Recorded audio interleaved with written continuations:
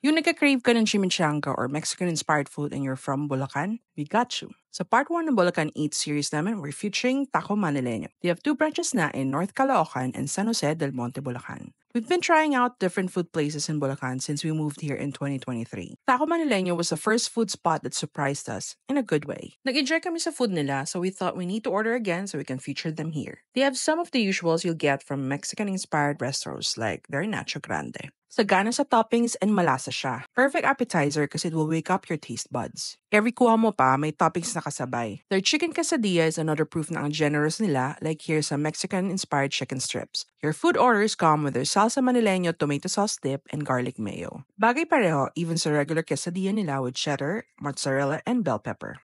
Sobrang nagustuhan namin yung con carne sandwich nila. Their Hungarian sausage is smoky and it's topped with flavorful Mexican ground beef, chopped onions, and jalapeno. Ang hefty niya, so I had to cut it to properly eat this. Sarap! Their con queso parang natapunan ng cheese sauce kasi ang dami. Maybe just a little cheesier pa sana or saltier, but masarap pa rin naman. Now on to our favorite from Taco Malileño's menu, their chimichangas or rolled tacos. Thinner than the usual chimichangas but they're packed with flavors. They're perfectly deep-fried and hindi sila oily. Ang sarap ng pagka-crunchy pa. Lahat ng flavors actually bet namin. Yung specialty flavor nilang pizza chimichanga has pepperoni, mushrooms, Italian beef, and mozzarella. Their beef overload is literally overloaded with Mexican ground beef, cheese, and cabbage. Fame namin with their tomato-based dip. Yung chicken tikka naman, specialty flavor nila to. May spice yogurt marinated chicken and malalasa mo talaga in every bite. Yung cheesy beef, as expected, loaded with mozzarella, cheddar, and Mexican ground beef. Finally, their beef inferno. It's loaded with their spicy Mexican ground beef, bell pepper, and cheddar. Grabe, na-shocked kami sa anghang nito. If you love it really hot and spicy, may enjoy mo to. We also ordered yung sausage and fries nila. Busog ka dito. Then yung chicken poppers nila, they actually use chicken cut-ups, hindi siya parang nuggets na ground chicken. Masarap naman siya, maybe a little more kick sa flavors kasi sanay kami sa salted egg chicken ng Frankie's and Yellow Cab. Pero okay pa rin naman, especially with their barbecue dip.